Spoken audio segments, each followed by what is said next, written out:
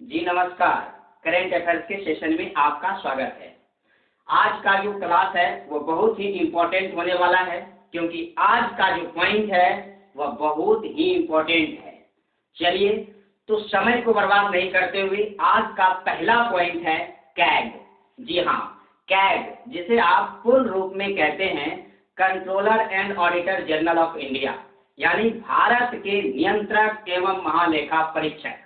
जी हाँ, भारत के नियंत्रक एवं महालेखा परीक्षक अभी हाल ही में नियुक्ति हुई है, जिनका नाम है गिरीश चंद्र मुर्मू। क्या नाम है? गिरीश चंद्र मुर्मू। आपको पता होना चाहिए कि गिरीश चंद्र मुर्मू, जो कि जम्मू कश्मीर के पूर्व उपराज्यपाल, यानी जम्मू कश्मीर के पहले उपराज्यपाल थे। जम्मू कश्मीर को याद कीजिए, जम्मू कश्मीर 31 अक्टूबर 2019 का टाइम। इस समय जम्मू कश्मीर को क्या कर दिया गया? राज्य से बदलकर यूटीज का दर्जा दे दिया गया, संघ शासित प्रदेश में बदल दिया गया। तो उसी समय अक्टूबर 2019 में गिरीश चंद्र मुर्मू की नियुक्ति हुई थी, अर्थात यूं कहें जम्मू कश्मीर के पहले उपराज्यपाल गिरीश चंद्र मुर्मू थे, जिन्होंने हाल ही में इस्तीफा दे दिया और उसे ही हमारे भारत के नियंत्रक एवं महालेखा परीक्षक की पदों पर नियुक्ति की गई। यानी यूं कहें कि नियंत्रक एवं महालेखा परीक्षक की नियुक्ति अभी हाल ही में हुई है, जिनका नाम है गिरीश चंद्र मुर्मू। अब बात यह आती है कि जम्मू कश्मीर के उपराज्यपाल के पदों पर से इन्होंने इस्तीफा दे दिया, जो कि जम्मू कश्मीर के पहले उपराज्यपाल थे। तो जम्मू कश्मीर के नया उपराज्यपाल कौन बना है? जी हाँ, याद रखिएगा, मनोज सिन्हा। कौन बना है? मनोज सिन्हा। मनोज सिन्हा जो है जम्मू कश्मीर के दूसरे उपराज्यपाल बने हैं, पहले से गिरीश चंद्र मुर्मू, जिसे अब भारत के नियंत्रक एवं महालेखा परीक्षक बन गए। क्लियर हुआ? अच्छी तरीका से चीजों को समझे। अब हम थोड़ा सा समझते हैं कैग के बारे में, क्योंकि कैग अभी चर्चा में है, इससे क्वेश्चन एग्जाम में होना हो बन जाएगा। तो समझते हैं। आपको पता होगा आर्टिकल 148। आर्टिकल 148 क्या कहता है कि प्रेसिडेंट को अधिकार देता है कि भारत के नियंत्रक एवं महालेखा परीक्षक की नियुक्ति करेंगे राष्ट्रपति। कितना अनुच्छेद के तहत? अनुच्छेद 148 के तहत। क्लियर है? अनुच्छेद 148 के तहत राष्ट्रपति महोदय नियंत्रक एवं महालेखा परीक्षक की नियुक्ति करेंगे और उन्हीं के द्वारा गिरीश चंद्र मुर्मू को अभी देश का नया नियंत्रक एवं महालेखा परीक्षक नियुक्त किया गया है। बट याद रखिएगा कि जो भारत के राष्ट्रपति हैं वो नियुक्ति तो कर सकते हैं, पर हटाने का पावर इन्हें नहीं है। हटाया तब जाएगा जब संसद के दोनों सदन के समावेदन पर ही इसे हटाया जा सकता है। इसको हटाने का जो आधार होगा वह साबित कदाचार या असमर्थता होगा। साबित कदाचार या असमर्थता के आधार पर ही भारत के नियंत्रक एवं महालेखा परीक्षक को हटाया जा सकता है, संसद के दोनों सदनों के समावेदन पर। क्लियर हुआ? चीजों को समझें। यदि मैं बात करूं इसकी पदावधि का, है ना, पदावधि की बात करूं नियंत्रक एवं महालेखा परीक्षक की, तो जिस दिन इसकी नियुक्ति हुई, यानी नियुक्ति की तिथि से 6 वर्ष, याद रखिएगा, नियुक्ति की तिथि से 6 वर्ष या 65 वर्ष की आयु, 65 वर्ष की आयु। ऐसा हमने क्यों कहा? इसीलिए कहा कि 6 वर्ष तक जो है, जब से आपकी नियुक्ति हुई तब से 6 वर्ष तक आप पद पर बने रह सकते हैं, या फिर यदि आपकी आयु 65 वर्ष पूरी हो गई तो आपको जो है इस पद पर से स्वतः हटना पड़ेगा, यानी अवकाश ग्रहण करना पड़ेगा। क्लियर है? अच्छी तरीका से समझते चलिएगा। साथ ही साथ नियंत्रक एवं महालेखा परीक्षक सार्वजनिक धन का संरक्षक होता है। याद रखिएगा, कैग नियंत्रक एवं महालेखा परीक्षक भारत के सार्वजनिक, है ना, किसका? सार्वजनिक धन का संरक्षक होता है। नियंत्रक एवं महालेखा परीक्षक सार्वजनिक धन का संरक्षक होते हैं। साथ ही साथ सेवानिवृत्ति के बाद नियंत्रक एवं महालेखा परीक्षक भारत सरकार के अधीन कोई पद धारण नहीं कर सकता। ये बहुत ही इंपॉर्टेंट पॉइंट है कि सेवानिवृत्ति के बाद, सेवा, है ना, सेवानिवृत्ति के बाद, है ना, नियंत्रक एवं महालेखा परीक्षक भारत सरकार के अधीन, भारत सरकार के अधीन है ना, भारत सरकार के अधीन कोई पद धारण नहीं कर सकता, यह बात याद रखिएगा। क्लियर है ना। तो नियंत्रक एवं महालेखा परीक्षक की नियुक्ति भारतीय संविधान के अनुच्छेद 148 में वर्णित है, जिसकी नियुक्ति राष्ट्रपति महोदय करते हैं। अभी हाल ही में भारत के नियंत्रक एवं महालेखा परीक्षक की नियुक्ति गिरीश चंद्र मुर्मू को किया गया है। इस पद पर गिरीश चंद्र मुर्मू जी बने हुए हैं और इन्हें जो है राष्ट्रपति रामनाथ कोविंद के द्वारा जो है इनकी नियुक्ति किया गया है। क्लियर है, अच्छी तरीका से आप समझे। अब मैं बात करता हूं पॉइंट नंबर 2 का। पॉइंट नंबर 2 क्या है आपका? PMJDY, PMJDY प्रधानमंत्री जन धन योजना। जी हाँ, प्रधानमंत्री जन धन योजना से सभी लोग परिचित होंगे। 3 अगस्त 2020 को वित्तीय सेवाओं के विभाग DFS यानी यूं कहें डिपार्टमेंट ऑफ फाइनेंशियल सर्विस, वित्तीय सेवाओं के एक विभाग हैं DFS है ना, डिपार्टमेंटल ऑफ है ना फाइनेंशियल सर्विस, इन्हीं के द्वारा एक आंकड़ा जारी किया गया है 3 अगस्त 2020 को। कब आंकड़ा जारी किया गया है? इसके द्वारा एक आंकड़ा जारी किया गया है 3 अगस्त 2020 को, है ना। इसी के द्वारा एक आंकड़ा जारी किया 3 अगस्त 2020 को, और ये आंकड़े में बताए हैं कि भारत देश के प्रधानमंत्री जन धन योजना के तहत अब तक कुल 40 करोड़, अब तक कुल 40 करोड़ 5 लाख, अब तक कुल 40 करोड़ 5 लाख खाते खोले जा चुके हैं। कितने खाते खोले जा चुके हैं? 40 करोड़ 5 लाख खाते खोले जा चुके हैं। यह आंकड़ा किसके द्वारा जारी किया गया है?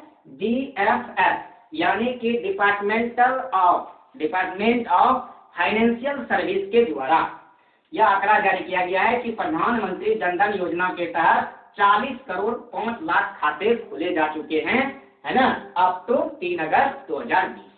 क्लियर है।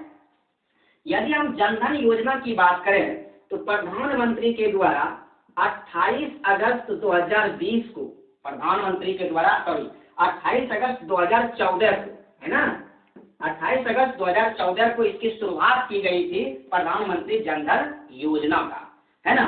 प्रारंभ में जिस समय प्रधानमंत्री जन धन योजना स्टार्ट किया गया 28 अगस्त 2014 को, उस समय दुर्घटना बीमा 1 लाख रुपया था। प्रारंभ में याद रखिएगा, दुर्घटना बीमा जो दिया गया था वह था 1 लाख रुपया, लेकिन 28 अगस्त 2018 से इसका दुर्घटना बीमा कर दिया गया 2 लाख। कितना कर दिया गया? 2 लाख रुपये कर दिया गया 28 अगस्त 2014 से। तो याद रखिएगा मैंने क्या कहा, प्रधानमंत्री जन धन योजना बहुत ही इंपॉर्टेंट है, यह क्वेश्चन एग्जाम में बनेगा। इसका आंकड़ा अभी हाल ही में डिपार्टमेंट ऑफ फाइनेंशियल सर्विस के द्वारा जारी किया गया 3 अगस्त 2020 को, यानी ये कहे कि अब तो 3 अगस्त 2020 को 40 करोड़ 5 लाख खाते खोले जा चुके हैं जन धन योजना के तहत।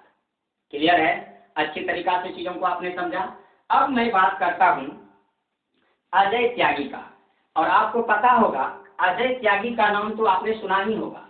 अजय त्यागी जो सेबी के अध्यक्ष थे, आपको पता होगा सेबी के, अभी ये है भी। इसका वजह क्या है रहने का कि इसका जो कार्यकाल है वह बढ़ा दिया गया, है ना। अजय त्यागी का जो कार्यकाल है उसे बढ़ा दिया गया, है ना। अजय त्यागी जो सेबी के अध्यक्ष के पद पर है, नहीं, सेबी के अध्यक्ष के पदों पर हैं अजय त्यागी। इसका जो है सेबी के ये चेयरमैन है, SEBI securities exchange board of India. Clear है, securities and exchange board of India इसका फुल फॉर्म होता है ना, यानी यूं कहें तो भारतीय प्रतिभूति एवं विनिमय बोर्ड। क्लियर है। तो इसके अध्यक्ष अजय त्यागी थे और अभी हैं भी। कैसे? क्योंकि इसका कार्यकाल 18 महीना तक बढ़ा दिया गया है। कितना? 18 महीना तक। इस तरह से इसका कार्यकाल हो गया फरवरी 2023 तक ये अपने पद पर बने रहेंगे। क्लियर है? फरवरी 18 में ना, तो फरवरी 2022, 23 नहीं 22, तो फरवरी 2022 तक ये अपने पदों पर बने रहेंगे सेबी के अध्यक्ष के रूप में, यानी भारतीय प्रतिभूति एवं विनिमय बोर्ड के रूप में। आदित्य जी, क्लियर है? यदि हम सेबी की बात करें तो SEBI securities and exchange board of India का स्थापना हुआ है 12 अप्रैल 1988 को। कब हुआ? 12 अप्रैल 1988 को। परंतु इसे वैधानिक दर्जा, ये क्वेश्चन एग्जाम में बना हुआ है, आता भी है, सेबी को वैधानिक दर्जा कब प्राप्त हुआ? सेबी को वैधानिक दर्जा कब प्राप्त हुआ? तो याद रखिएगा 1992, क्या 1992, यानी 30 जनवरी 1992 को सेबी को वैधानिक दर्जा मिला, यह वैधानिक दर्जा प्राप्त हुआ। यदि हम सेबी की हेड क्वार्टर की बात करें, हेड क्वार्टर की, तो इसका हेड क्वार्टर है मुंबई में, लेकिन इसका 3 क्षेत्रीय कार्यालय है। सेबी का 3 क्षेत्रीय कार्यालय है। देखिए ये सब क्वेश्चन एग्जाम में बन चुका है और आगे भी बनने की संभावना है। इनका 3 क्षेत्रीय कार्यालय है, वह है कोलकाता, है ना, दिल्ली और चेन्नई। कोलकाता, दिल्ली और चेन्नई में इसका क्षेत्रीय कार्यालय है। क्लियर है? कोलकाता, दिल्ली और चेन्नई में इसका क्या है? क्षेत्रीय कार्यालय है सेबी का। सेबी को वैधानिक दर्जा 30 जनवरी 1992 को प्राप्त हुआ। क्लियर है? सेबी का अध्यक्ष का कार्यकाल सामान्यतः 3 वर्ष का होता है। बहुत इंपॉर्टेंट है।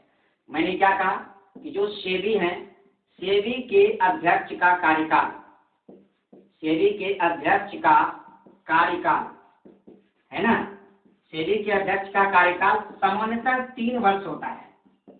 सामान्यतः 3 वर्ष होता है ना? कितना वर्ष होता है? सामान्यतः 3 वर्ष होता है। लेकिन कोई व्यक्ति अधिकतम 65 वर्ष की आयु तक इस पद पर बने रह सकते हैं।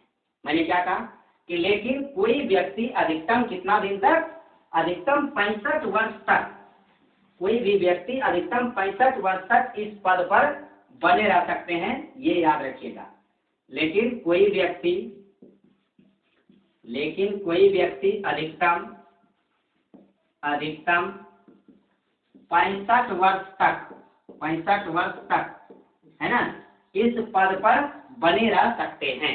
क्लियर है? सेबी, जिस समय सेबी की स्थापना हो रही थी, यानी प्रारंभिक पूंजी की यदि बात करें, सेबी की प्रारंभिक पूंजी, ये सब क्वेश्चन बहुत इंपॉर्टेंट है दोस्तों, एकदम अच्छी तरीका से समझते चलेंगे।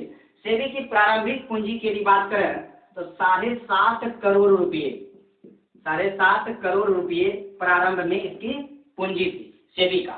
साथ ही साथ सेबी एक इंपॉर्टेंट वर्क करती है, जो भारतीय पूंजी बाजार है ना, भारतीय पूंजी बाजार को विनियमित करने की वैधानिक शक्ति भी सेबी को ही प्राप्त है। किसको? भारतीय पूंजी बाजार, भारतीय पूंजी, है ना, भारतीय पूंजी बाजार को विनियमित करने की शक्ति, विनियमित, है ना, भारतीय पूंजी बाजार को विनियमित करने की वैधानिक शक्ति किसको प्राप्त है? ये क्वेश्चन एग्जाम में बनेगा कि भारतीय पूंजी बाजार को विनियमित करने की वैधानिक शक्ति किसके पास है? तो कहिएगा सेबी के पास है। किसके पास है? तो सेबी के पास है भारतीय पूंजी बाजार को विनियमित करने का शक्ति।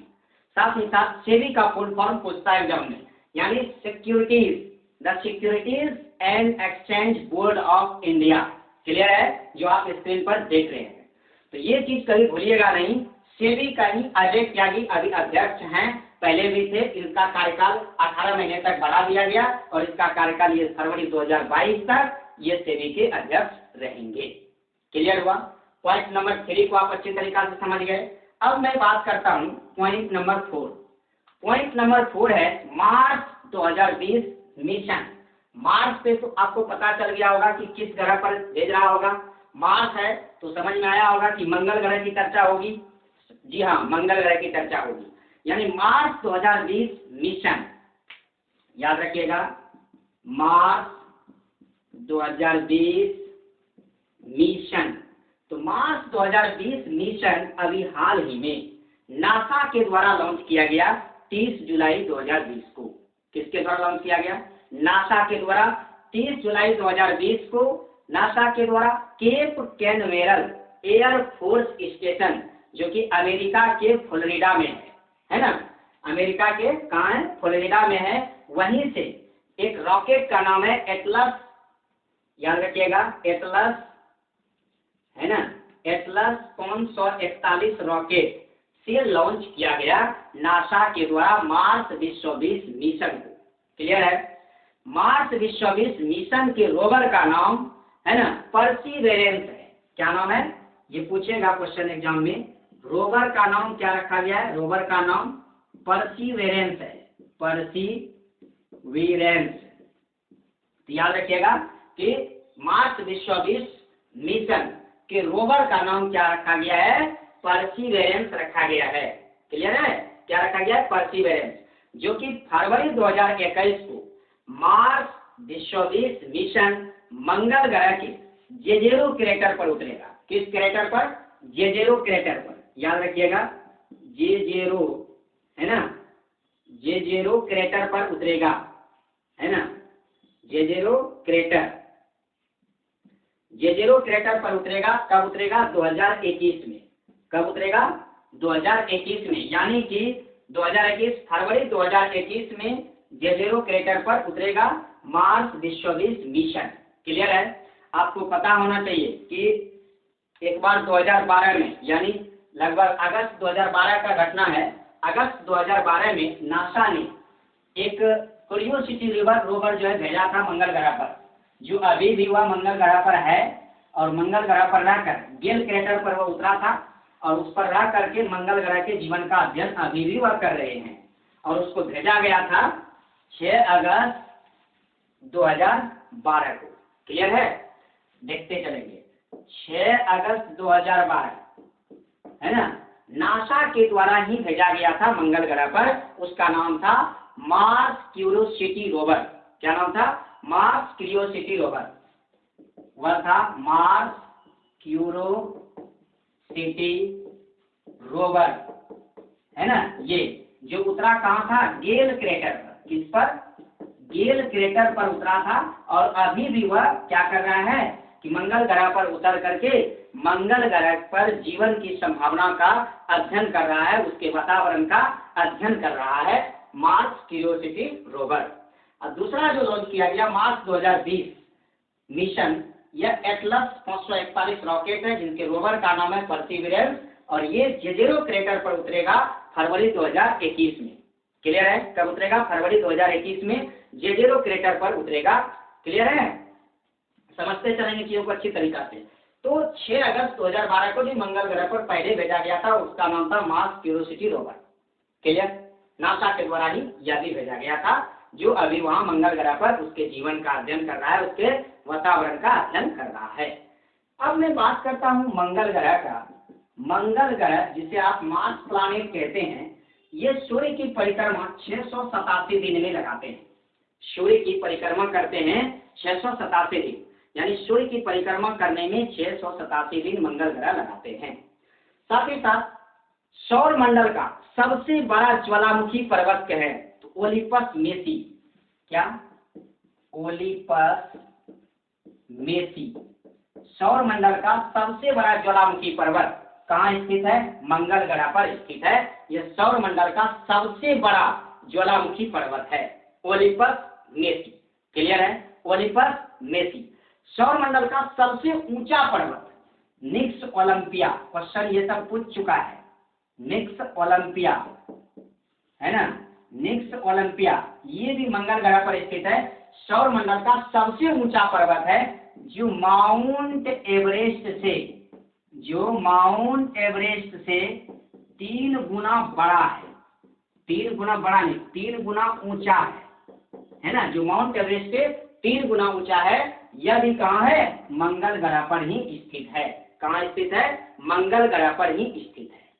क्लियर है? समझ रहे हैं चीजों को? तो ये था मंगल ग्रह का कुछ शॉर्ट पॉइंट। मंगल ग्रह को लाल ग्रह कहते हैं, ये सब तो आपको पता होगा। फोबोस और डिमोस इसके 2 उपग्रह हैं, ये सब तो आपको पता होगा, इसे बताने की जरूरत नहीं है। चलिए अब मैं चलता हूँ पॉइंट नंबर 5 पर। तो याद रखिएगा, मार्स मिशन, मार्स 2020 मिशन जो नासा के द्वारा लॉन्च किया गया है मंगल ग्रह के लिए, ये जेजेरो क्रेटर पर उतरेगा, ये बात आप भूलिएगा नहीं। इसके रोवर का नाम परसिवेरेंस है। चलिए समझते हैं पॉइंट नंबर 5। पॉइंट नंबर 5 क्या कहता है? एनएमडीसी। एनएमडीसी का नाम सुने हैं? एनएमडीसी का सुने होंगे, national minerals development corporation. National mineral development corporation यानी राष्ट्रीय खनिज विकास निगम। ये इस्पात मंत्रालय के अधीन एक सार्वजनिक क्षेत्र की कंपनी है। आपको पता होगा नहीं कि इस्पात मंत्रालय के अधीन सार्वजनिक क्षेत्र की एक कंपनी है एनएमडीसी, नहीं, राष्ट्रीय खनिज विकास निगम। क्लियर है? तो अब ये सुर्खियों में क्यों है? तो जुलाई 2020 में राष्ट्रीय खनिज विकास निगम के अध्यक्ष व सह प्रबंधक के रूप में सुमित देव को नियुक्त किया गया है। किसको किया गया है? सुमित देव। ये कौन बने हैं? ये अध्यक्ष है ना, अध्यक्ष व सह प्रबंध निदेशक, प्रबंधक नहीं, प्रबंध निदेशक, अध्यक्ष व सह प्रबंध निदेशक के पद पर अभी नियुक्ति की गई है। हाल ही में जुलाई 2020 में राष्ट्रीय खनिज विकास निगम के अध्यक्ष व सह प्रबंध निदेशक के पद पर सुमित देव को। किसको? सुमित देव को। यदि मैं बात करूं एनएमडीसी का, ये इस्पात मंत्रालय के अधीन, याद रखिएगा, इस्पात मंत्रालय के अधीन है ना, इस्पात मंत्रालय के अधीन है ना, यह जो है यानी एनएमडीसी क्या है? सार्वजनिक क्षेत्र की एक प्रमुख कंपनी है। सार्वजनिक क्षेत्र की एक कंपनी है, नहीं, किसके अधीन? इस्पात मंत्रालय के अधीन यह सार्वजनिक क्षेत्र की एक कंपनी है एनएमडीसी यानी नेशनल मिनरल्स डेवलपमेंट कॉर्पोरेशन, जो आप स्क्रीन पर देख रहे हैं, एनएमडीसी। क्लियर है? अब आप देखिए, इसकी यदि स्थापना की बात करें एनएमडीसी का, राष्ट्रीय खनिज विकास निगम का, तो इसका स्थापना 1958 में हुआ था। कब हुआ था? 1958 में। और इसके हेड क्वार्टर पड़ते हैं हैदराबाद में।